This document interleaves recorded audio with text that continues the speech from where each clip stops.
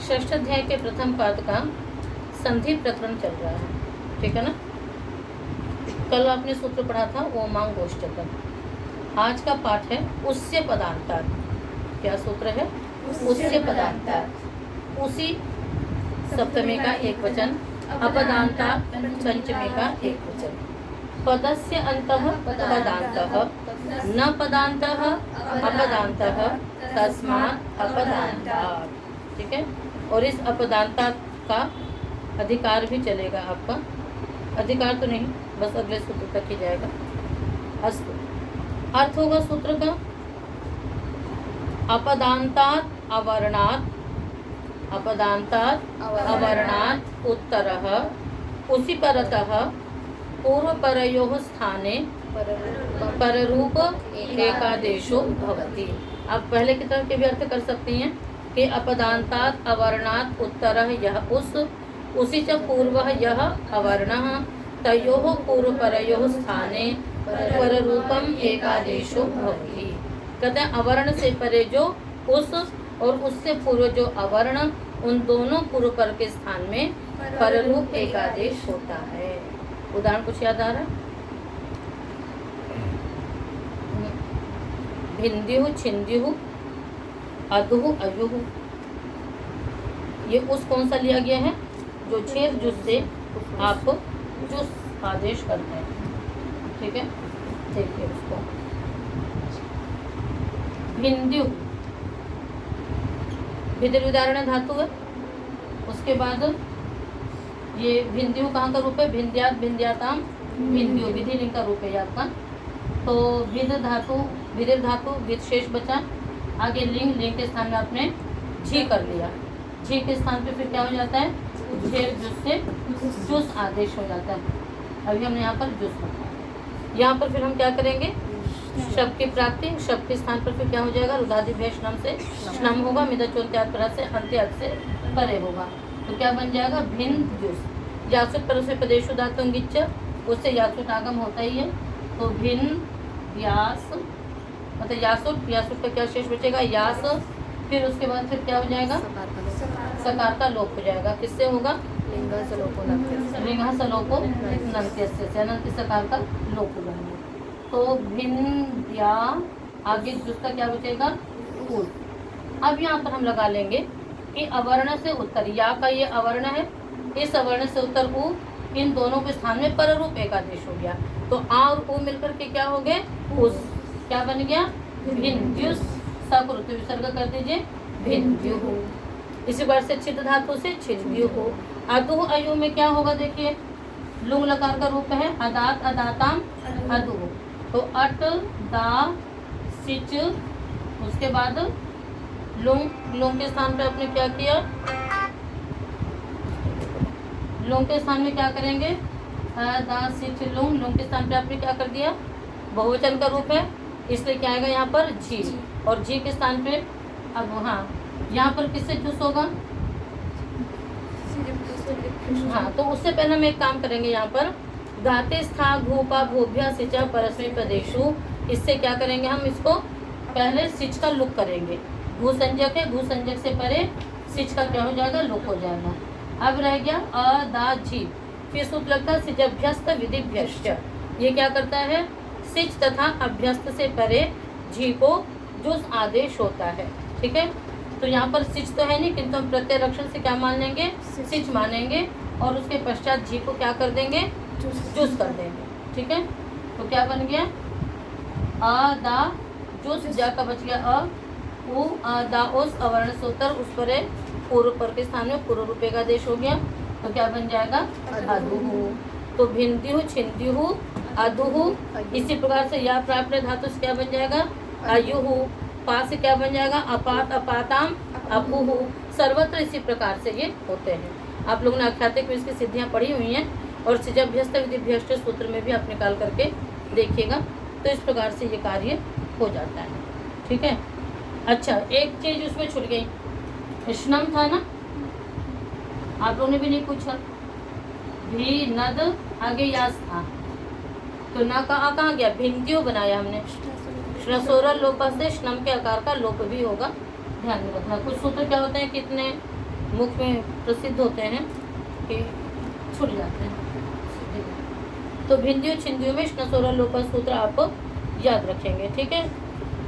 अच्छा, और अधुह में भी हम सिजभ्यस्त विधिभ्यस्त से न करके अभी तो क्योंकि ये आकारांत है तो उसके बाद एक सूत्र है आतः, तो उसके बाद ये नियम भी निकलता है, तो यहाँ पर आतः से करेंगे।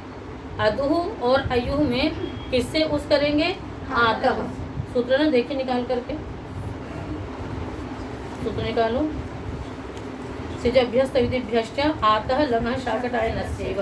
आतः में सिच की अनुवृत्ति आती है, आतः में सिच की अनुवृत्ति आती है और फिर वहाँ पर ये बनता है, ठीक है ना। सिजभ्यस्त विधिभ्यश्च उसमें लगता है अकारशित अकारष्टाम अकारशु, वहाँ पर सिच से परे होगा। और आतः क्या करेगा? आतः क्या करेगा कि जहाँ पर आपने सिच का लुक कर दिया है, आकार से उत्तर भी होना चाहिए और सिच से भी उत्तर होना चाहिए, तो ये दोनों शर्तें तभी घट पाती जब सिच का लुक होता है। तो यहाँ पर आतः से होगा, सिजभ्यस्त विधिभ्यश्च से नहीं होगा, ठीक है। आगे चलें। अतो गुणे, अतः पंचमी का एक वचन, गुणे सप्तमी का एक वचन। अपदांतात की अनुवृत्ति आ रही है, अर्थ करेगा सूत्र का। अपदान्तात् अकारात् उत्तरस्य गुणे परतः पूर्वपरयोः स्थाने पररूपमेकादेशः भवति। अपदांतात अकारात् उत्तरस्य गुणे अचि परतः, अचि और बढ़ा दीजिए, गुणे अचि परतः पूर्वपरयोः स्थाने पररूपम एकादेशो भवति। पररूप एकादेश होता है। उदाहरण बनाएंगे। पचंती, यजंती, पठंती, पचे, यजे, ठीक है ना। कैसे बनेगा? पच, शप का अ और जी के स्थान पे झोंता से अंतादेश हो गया, पच अ अंति, ठीक है। अब यहाँ पर क्या होगा? दीर्घ की प्राप्ति होगी आकाश ने दीर्घ से। तो अब ये याद रखिएगा कि जहाँ पर अ दोनों होंगे और वहाँ पर आकाश ने दीर्घ की भी प्राप्ति होगी, अतोगुणे की भी प्राप्ति होगी, तो आकाश ने दीर्घ जो सूत्र है वो कहाँ पर लगता है? वो पदांत में लगता है और ये अपदांत के लिए है, तो उसमें ये अपवाद बन जाता है। तो इस प्रकार से ये क्या हो जाता है? पररूप एकादेश दोनों को मिलकर के अ हो गया और बन जाएगा पचंती या जंती। पचे में स्थिति क्या है? पच शब्द का अ और उसके पश्चात आपने पद का एक, उत्तम पुरुष का एक वचन, पच अ ई। उसके बाद फिर हम यहाँ पर क्या कर लेते हैं? शब्द जो है ना, इसको क्या करेंगे? पररूप एकादेश करके पचे, पचावहे, पचामहे, ठीक है। तो और ई को क्या करोगे? तो यहाँ पर तो उसकी आवश्यकता नहीं है, तो पहले हम ईट को क्या करेंगे? यहाँ गुण नहीं करेंगे, पहले हम चित्तात्म पदानाम तेरे से ई को क्या करेंगे? ए करेंगे। चित्तात्म पदानाम तेरे से ई को क्या करेंगे? ए करेंगे। अब स्थिति रहेगी पच अ ए, ठीक है। अब ये अपदांत अ से उत्तर गुण का अच परे है, तो इन दोनों के स्थान में क्या करेंगे? पूर्व रूप पररूप एकादेश करेंगे। तो अ और ए मिलकर के फिर क्या बन जाएगा? ए और बन जाएगा पच। अच्छा, उसमें जो आयु रूप है ना वो लंग लकार का है। तो जैसे अधु था वो तो किसका था? लुंग लकार का था। अयु लंग लकार का है। लंग लकार में लंगा शाकटाय नस्य, अलग अलग सब दे रखा है। तो हो गया अतो गुणे, आ का भी हुआ और ए का भी हो गया। गुण संज्ञा कितने की है? हाँ, पर उदाहरण आपको अ और ए को भी, अ और ए के ही मिलते हैं। इसी प्रकार से आगे चलें तो ये सूत्र एक प्रकार से क्या हुआ? आकाश सवर्ण दीर्घ का अपवाद। अतोगुण सूत्र आकाश सवर्ण दीर्घ का अपवाद है कि अपदांत में तो अतोगुण लगेगा और पदांत में आकाश सवर्ण दीर्घ लगते हैं। अव्यक्तानुकरणस्यात इतौ, अव्यक्तानुकरणस्य षष्ठी का एक वचन, अतः पंचमी का एक वचन, अतः है ना पंचमी का एक वचन, इतौ सप्तमी का एक वचन, ठीक है। अनुवृत्तियां किसकी हैं? केवल पररूपम की और एक पूर्व परयोग की। अर्थ करेंगे सूत्र का, है ना। अव्यक्तम, अव्यक्तम का अर्थ क्या है? अपरिस्फुट वर्ण। अव्यक्तम का अर्थ है अपरिस्फुट वर्ण। अपरिस्फुट का मतलब क्या हो गया कि दो प्रकार के ध्वनियां होती है, दो प्रकार के शब्द होते हैं। एक होता है व्यक्त और एक होता है अव्यक्त। हम लोग जो उच्चारण करते हैं वो क्या है? वो क्या है? व्यक्त है, ठीक है ना। और जो पशु पक्षी करते हैं ध्वनि, या फिर हैं, या फिर जैसे चिड़ियों की आवाज़ इत्यादि होती है, या फिर कोई बर्तन गिर गया, कोई दौड़ रहा है, तो हम लोग उसको ही तो बोलते हैं ना, धम धम, पट पट, खट खट, ये सब शब्दों का प्रयोग करते हैं। तो टन टन, घंटी बजी, वो टन टन। पशु पक्षियों की जो ध्वनियाँ हैं उन सबको भी हमने क्या किया? उनका अनुकरण किया है, किंतु वो सारे क्या हैं? अव्यक्त हैं। वो सारे क्या हैं? आपके अव्यक्त हैं, ठीक है ना। तो अव्यक्त का जो अनुकरण, अव्यक्त का जो अनुकरण, वो क्या कहलाएगा? अव्यक्तानुकरण, ठीक है।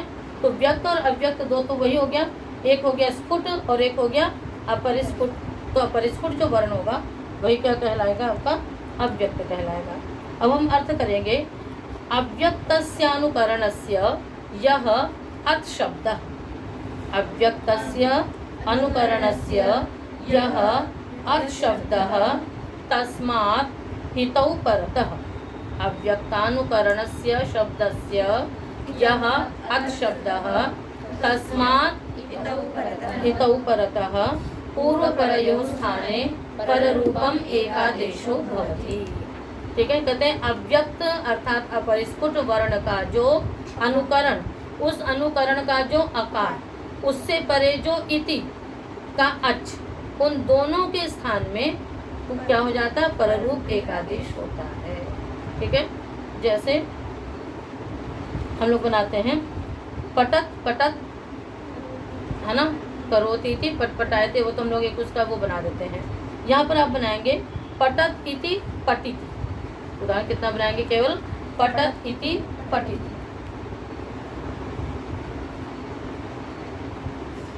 देखिए पटक आगे इति, तो फिर इसमें द्वित्व हो जाता है ना, नित्य मामले रीते डाच, यदि आपको डाच प्रत्यय करना है तो वैसे भी हम लोग सामान्य से बोलते हैं कि धम धम, पट पट, चूं चूं।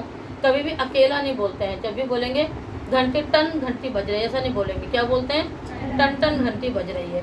चिड़िया कू कर रही नहीं बोलेंगे, चिड़िया चूं चूं कर रही है। कोयल कू कू कर रही है। कौवा काव काव कर रहा है। जब भी बोलेंगे तो उसको क्या बोलेंगे? हम द्वित्व करके ही बोलते हैं हिंदी में भी। तो इसी प्रकार से उसमें भी क्या हो गया, ठीक है ना।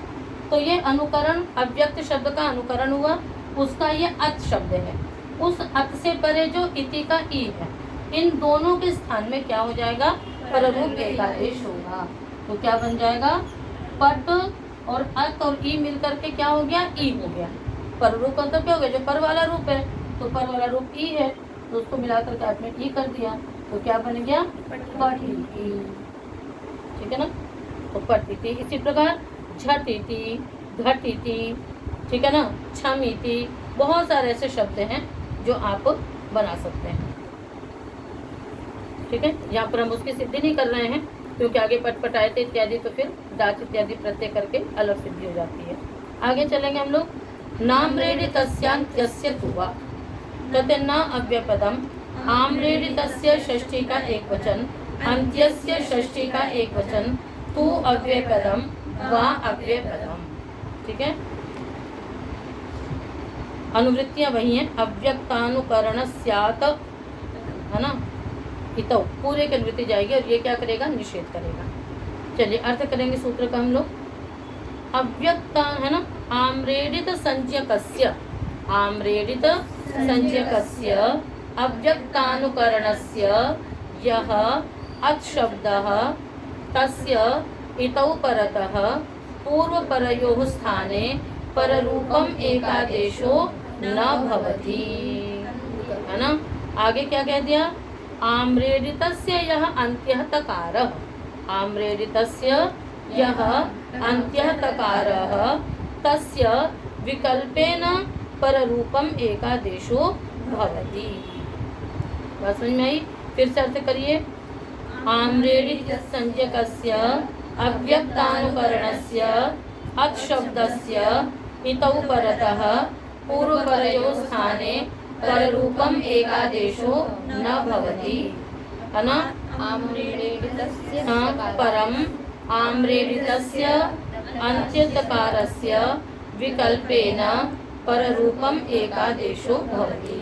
विकल्पेन, इनका ये कहना है कि जब हम इस अव्यक्तानुकरण को आम्रेडित बना देंगे। आम्रेडित कैसे बनेगा ये? जब हम इसको द्वित्व करेंगे, जब हम इसको क्या करेंगे? द्वित्व करेंगे, ठीक है ना। तो द्वित्व करने के बाद, और द्वित्व किससे होगा वहाँ पर? नित्य विपसयोग से। किससे द्वित्व होगा? नित्य विपसयोग। जब हम पटपटायते बनाते हैं तब तो नित्य माम्रेडिते डाची, है ना, उससे द्वित्व होता है, किंतु यहाँ पर क्या होगा? नित्य विपसयोग से ही द्वित्व हो जाएगा। जब हम द्वित्व कर लेते हैं तो स्वादश अष्टम अध्याय के प्रथम पाद में एक सूत्र है, तस्य परमाम्रेडितम, कि द्वित्व करने के बाद जो पर वाला होता है उसकी आम्रेडित संज्ञा हो जाती है। तो अभी हम बता रहे थे आपको कि हम लोग हमेशा द्वित्व करके प्रयोग करते हैं, पटत पटत, छम छम, हिंदी में भी तो संस्कृत में भी। अब आपने उसको द्वित्व कर लिया, द्वित्व करने के बाद क्या हुआ? पर वाले की आम्रेडित संज्ञा हो गई। अब आगे चलिए, इसमें देखिए, जैसे पटत शब्द ही आपने द्वित्व किया तो क्या द्वित्व किया? पटत पटत। आगे क्या रख लिया? इति। इति इसलिए रखते हैं कि वस्तुतः वो केवल शब्द का निर्देश करते हैं, ध्वनि का निर्देश करते हैं, उसका कोई अर्थ नहीं होता है। तो लोक में भी आपको मालूम है, ठीक है ना, तो इसलिए इति रख दिया हमने। तो क्या हो गया? पटत पटत इति। अब यहाँ पर इनका यह है कि आम्रेडित संज्ञक, आम्रेडित संज्ञक जो है ना, अव्यक्तानुकरण का जो अर्थ शब्द है, इसके इत के परे रहते पररूप एकादेश नहीं होगा, किंतु इतौ परतः आम्रेडितस्य यह अंत्यः तकारः। पहले हम लोग क्या कर रहे थे? ध्यान दो, अंतर क्या है इसमें भी। यदि हम पररूप करते, यदि किससे करते? अव्यक्तानुकरणस्यात् इतौ से करते, तो जो पररूप हो रहा था वो पूरे अत के साथ ई का पररूप हो रहा था। ये क्या कह रहा है? अत के साथ पररूप नहीं होगा, अपितु अंत्य जो तकार है इसके साथ पररूप एकादेश होगा, और वो भी विकल्प से होगा। अंतर समझ में आया? नहीं आया? पहले वाले में किसके साथ हो रहा था? अत और ई में पररूप हो रहा था, तो अत और ई मिलकर के ई बन रहे थे, ठीक है। अब क्या हो रहा है? केवल अंत्य तकार के साथ हो रहा है, त और ई मिलकर के क्या बन रहे हैं? ई बन रहे हैं। बात समझ में आ गई? तो जब अंत्य के साथ होगा तब क्या होगा? पटत पट, नहीं अभी रुको, पटत पट, यहाँ पर पट रहेगा, ठीक है। अब पट के बाद क्या है? इति। तो त और ई मिलकर के ई बन रहे हैं ना, तो क्या बन गया? पटत पट इति। अब आगुणा लग जाएगा तो क्या बन जाएगा? पटत पटेति। क्या बन जाएगा? पटत पटेति। बात समझ में आ गया? और एक बार क्या होगा? विकल्प से होगा, तो एक बार क्या रहेगा? पटत पटदिति। एक बार क्या रहेगा? पटत पटदिति, ता को दाव करके पटत पटदिति होगा, और एक बार क्या बनेगा? पटत पटेति। अंतर समझ में आया? और यदि हम अत के साथ करते तब क्या बनता? पटत पटिति बनता, पटत पटिति बनता, किंतु उसने कह दिया कि अंत्य तकार के साथ पररूप एकादेश होगा।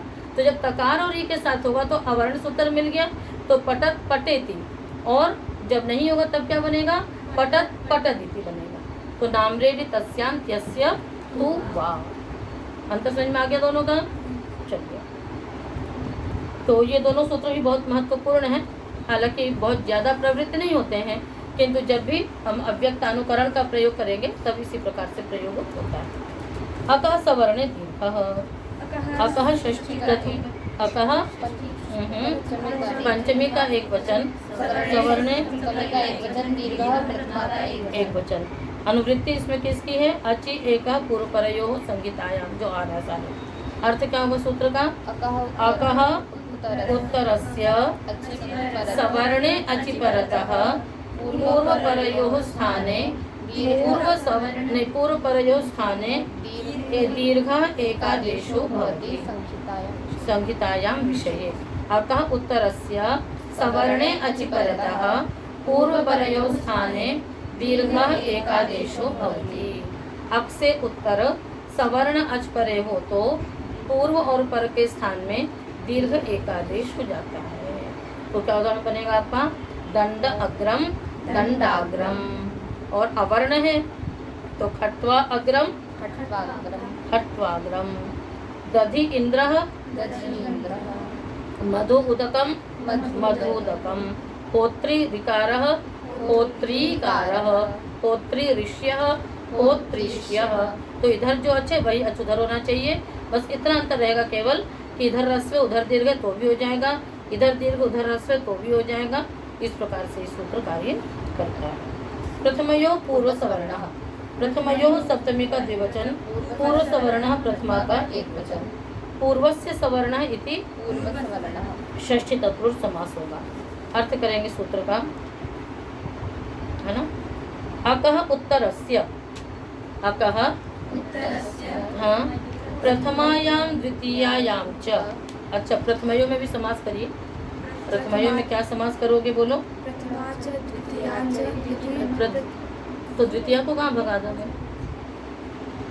हैं? तो इसमें हम समास नहीं करेंगे। प्रथमयो में क्योंकि द्विवचन है इसलिए हम अपने आप ही क्या लेंगे? प्रथमा और द्वितीय विभक्तियां दोनों ले लेंगे, इसमें समास नहीं करेंगे। तो अर्थ होगा सूत्र का, अकः उत्तरस्य प्रथमायां द्वितीयायां विभक्तौ अचि परतः। अकः उत्तरस्य प्रथमायां द्वितीयायां विभक्तौ अचि परतः पूर्वपरयोः स्थाने पूर्व सवर्ण दीर्घ एकादेशो भवति। कहते हैं अक से उत्तर प्रथमा और द्वितीय विभक्ति का अच परे हो तो पूर्व और पर के स्थान में, यानी उस अक के स्थान में और अच के स्थान में पूर्व सवर्ण दीर्घ एकादेश होता है। उदाहरण बनाएंगे हैं? पुरुषः तो नहीं, हाँ कर सकते हैं, पर वहाँ का समय दीर्घ से भी हो जाता है। यहाँ पर हम बनाएंगे उदाहरण के अग्नि, वायु, अग्नि आगे औ, अग्नि आगे अग्नि, अग्नि अग्नयः, अग्नि आगे औ, ऐसे वायु आगे औ। अब ये दोनों अक हैं, अग्नि का ये भी अक है, वायु का वो भी अक है। इससे उत्तर अच परे है जो कि प्रथमा विभक्ति का है, तो दोनों पूर्व पर के स्थान पे क्या हो जाएगा? दीर्घ एकादेश हो जाएगा। कैसा दीर्घ होगा? पूर्व का सवर्णी होगा। कैसा दीर्घ होगा? पूर्व का सवर्णी। पूर्व क्या है? अग्नि का ई, तो इसी का सवर्ण दीर्घ होगा तो क्या बनेगा? अग्नि।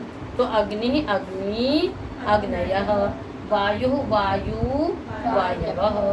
ठीक है। इसी प्रकार वृक्ष, वही पुरुषाः वृक्षाः प्लक्षाः, ये भी बन जाएंगे। वृक्ष आगे चस, फिर यहाँ पर भी क्या हो जाएगा? सवर्ण दीर्घ एकादेश, पूर्व सवर्ण दीर्घ एकादेश हो जाएगा। और वृक्षान प्लक्षान भी बन जाएगा। वृक्षान प्लक्षान में भी क्या होगा?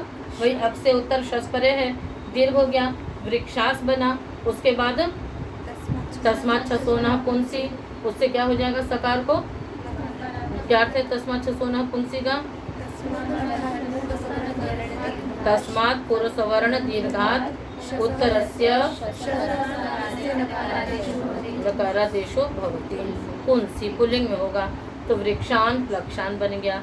और फिर अट को कम में वायपी से नकार को नक होना चाहिए ना, वृक्षान प्लक्षान बनना चाहिए। क्यों नहीं होगा?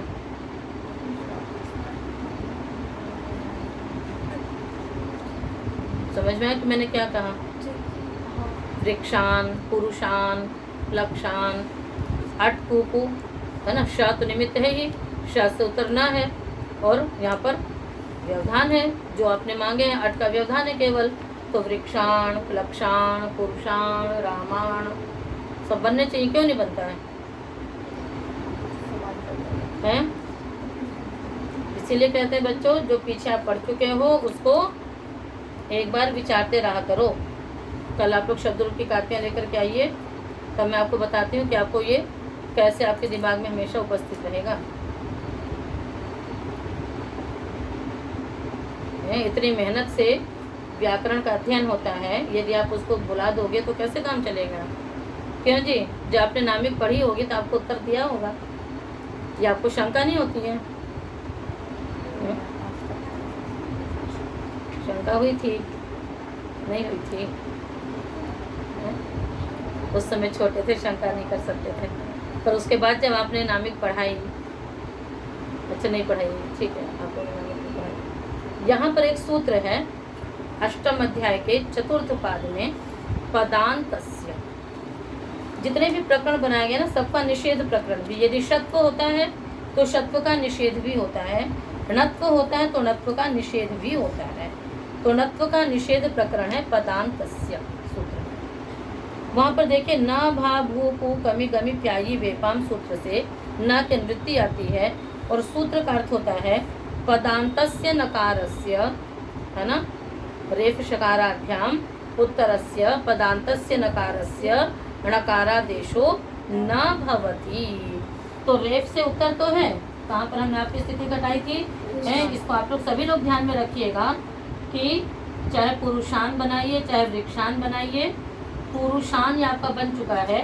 श जो है ये णत्व का निमित्त है, आ जो है वो अट का व्यवधान है। तो अट को यहाँ पर णत्व की प्राप्ति थी, किंतु यहाँ पर पदान्तस्य सूत्र लग गया और इसने कहा कि रेफ तथा शकार से उत्तर, है ना, अट को नुम आंग व्यवधान होने पर भी पदांत नकार को नकारादेश नहीं होगा। तो ये पद के अंत में है ना, ये कहाँ पर है, पद के अंत में है एकदम, इसलिए कभी भी पद के अंत में यदि नकार होगा तो उसको मूर्धन्यादेश नकारादेश नहीं होगा। याद रहेगा कितने दिन? हमेशा याद रहेगा। चलिए अच्छी बात है। तो इसलिए नहीं होता है णत्व। आ गया समझ में? अच्छा अब बताओ पुरुषेण में क्यों हो जाता है? हाँ, वो पद के अंत में नहीं, पद के अंत में क्या है, वहाँ पर आ है। बिल्कुल एकदम पद के अंत में होना चाहिए। तो पुरुषान, वृक्षान, प्लक्षान, रामान, इन सर्वत्र आपको नकार को णत्व की प्राप्ति थी, किंतु पदांत से सूत्र ने क्या कर दिया, सर्वथा निषेध कर दिया। कोई चांस नहीं, विकल्प भी नहीं, अभी तो एकदम निषेध के णत्व होगा ही नहीं। आएगा समझ में? याद रखिएगा। मैंने तो सोचा था आप लोगों को शायद होगा मालूम। चलिए ठीक है, तो हो गया वृक्षान, प्लक्षान बन गया। तस्मात् छसोनः पुंसी, तस्मात् पंचमी का एक वचन, शसा षष्ठी का एक वचन, नः प्रथमा का एक वचन, पुंसी सप्तमी का एक वचन। अर्थ करेंगे सूत्र का। तस्मात् अर्थात कृत पूर्व सवर्ण दीर्घात् उत्तरस्य शसः सकारस्य नकारादेशो भवति पुंसी पुल्लिंगे। कहते तस्मात्, तो तस्मात् उससे, तो दम ऊपर का ही लेंगे, अनंतर से विधिर्वा भवति, प्रतिषेध होगा। तो जो अनंतर है अव्यवहित है उसी की विधि होगी। तो हमने कृत पूर्व सवर्ण दीर्घ, तो हमने जो पूर्व सवर्ण दीर्घ कर लिया था, अभी हम उसी में ही चल रहे थे, तो उससे उसका जो शस का सकार उसको क्या हो जाएगा, नकारादेश हो जाएगा। तो क्या बन जाएगा, वृक्षान प्लक्षान। आगे समझ में? ना दिचि, न अव्यपदम, आत पंचमी का एक वचन, इचि सप्तमी का एक वचन। अनुवृत्ति है पूर्व सवर्ण दीर्घ एक पूर्व परयोः और संहितायाम। अब तक अनुवृत्ति इसमें नहीं है, अवर्णात इसमें अलग से पढ़ दिया इस कारण से। अर्थ होगा सूत्र का, अवर्णात उत्तरः इजादौ प्रत्यये परतः, अवर्णात उत्तरः इचि परतः ही कर लो कोई बात नहीं, अवर्णात उत्तरः इचि परतः पूर्व परयो स्थाने पूर्व सवर्ण दीर्घ एकादेशः न भवति। कहते हैं अवर्ण से उत्तर यदि इजादी प्रत्यय परे होगा तो भी पूर्व सवर्ण दीर्घ एकादेश नहीं होगा। उदाहरण बनेगा आपका पुरुषौ वृक्षौ। पुरुष अवर्ण है और औ जो है वो इजादी है, तो इन दोनों में पूर्व सवर्ण दीर्घ एकादेश नहीं हुआ। तो फिर क्या हो जाता है, वृद्धि रेचि, उससे वृद्धि एकादेश होकर के बन जाता है पुरुषौ वृक्षौ। ठीक है, तो याद रखना यहाँ पर, नहीं तो क्या बनता रूप, दीर्घ होता तो पुरुषाः, तो पुरुषः पुरुषाः पुरुषाः, वहाँ पर पुरुषाः नहीं बनता, पुरुषा बनता, विसर्ग तो नहीं हो सकता था। तो पुरुषा पुरुषा पुरुषाः ऐसे रूप बनते हैं। तो यहाँ पर क्या रूप बना, पुरुषौ। आगे चलिए, दीर्घात जसी च, दीर्घात पंचमी का एक वचन, जसी सप्तमी का एक वचन। अच्छा, इसका खटवे कुंडे भी बन जाएगा ना, खटवा आ गया, ये भी अवर्ण से उत्तर है, तो यहाँ पर भी दीर्घ का आदेश नहीं हुआ। फिर क्या लग जाता है, आऊंगा आपा से, खटवे भी इसका उदाहरण बनेगा। इसका नादिची का बनाइए, खटवा शब्द है, आगे औ दीर्घ की प्राप्ति हुई, नादिची ने निषेध कर दिया, फिर लग गया औंग आप, उसने क्या कर दिया, आबंत अंग से उत्तर औं को शी आदेश होगा, तो खटवा आगे ई, उसके पश्चात आग गुणा से गुण हो गया, क्या बन जाएगा खटवे। इसी प्रकार से कुंडे, वहाँ पर भी नपुंसकार्थ से शी होकर के बन जाएगा आपका खटवे। तो जहाँ पर भी अवर्ण से उत्तर यदि औ मिलेगा तो वो आपका होगा। आगे सूत्र में चलिए, दीर्घात जसी च, ठीक है।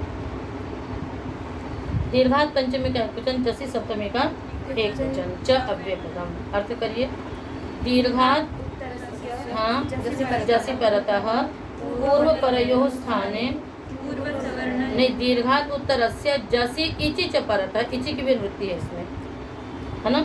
जसी इचि च परतः पूर्व परयोः स्थाने पूर्व सवर्ण दीर्घ एकादेशो न भवति। कहते हैं कि दीर्घ से उत्तर यदि जस परे हो और इच आदि प्रत्यय परे हो तो भी पूर्व पर के स्थान पे पूर्व सवर्ण दीर्घ एकादेश नहीं होता है। उदाहरण बनेगा कुमार्यौ। अब क्या स्थिति यहाँ पर देखो, कुमारी आगे औ, ठीक है। ये दीर्घ से उत्तर है, दीर्घ से उत्तर होने के कारण से यहाँ पर और इच परे है तो यहाँ पर सवर्ण दीर्घ एकादेश नहीं हुआ। फिर क्या हो गया, आदेश होकर के बन गया कुमार्यौ। कुमारिया में भी क्या हो गया, जस परे है, इस कारण से नहीं हुआ, तो फिर वहाँ पर भी अनादेश होकर के बन गया कुमार्य, ठीक है। इसी प्रकार से ब्रह्म बंधवौ ब्रह्म बंधव, तो कुमार्यौ कुमार्य ब्रह्म बंधवौ ब्रह्म बंधव, ठीक है। इसी प्रकार से एक सूत्र है आपका वा छंदसी, वा अव्ययपदम छंदसी सप्तमी का एक वचन, दीर्घात जसी च की वृत्ति है और पूरे सूत्र की वृत्ति इसी सूत्र तक आ रही है, वा छंदसी तक। अर्थ होगा सूत्र का, दीर्घात उत्तरस्य जसी इचि च परतः पूर्व परयोः स्थाने पूर्व सवर्ण दीर्घ एकादेशो विकल्पेन न भवति छंदसी विषये, ठीक है ना। दीर्घ से उत्तर जस तथा इजादि प्रत्यय के परे रहते पूर्व सवर्ण दीर्घ एकादेश विकल्प से नहीं होता है वेद विषय में, यानी एक बार हो भी जाएगा और एक बार नहीं भी होगा। उदाहरण जैसे मारुति ही चतस्रः, यहाँ पर हो गया मारुति आगे अस जस का सवर्ण दीर्घ एकादेश हो गया तो क्या बना मारुति, सक ऋतु विसर्ग हो गया। ऐसी पिंडी ही बन गया, वाराही उपानही, ये सब बन गए। और उधर क्या हो गया मारुत्यः चतस्रः पिंड्यः, तो मारुत्यः पिंड्यः किसका उदाहरण बना, जस का। और वाराही उपानही वाराह्यौ उपानह्यौ, ये किसका हो गया इजादि प्रत्यय का यानी औ का, ठीक है। तो इस प्रकार से ये आपका वाद छंदसी सूत्र हुआ जिसने पूर्व सवर्ण दीर्घ एकादेश वेद विषय में विकल्प से विधान किया। तो जहाँ जैसा प्रयोग होगा वहाँ आप समझ लीजिएगा कि यहाँ पर हुआ यहाँ पर नहीं हुआ। तो आज का पाठ इतना ही रखते हैं, शेष अगले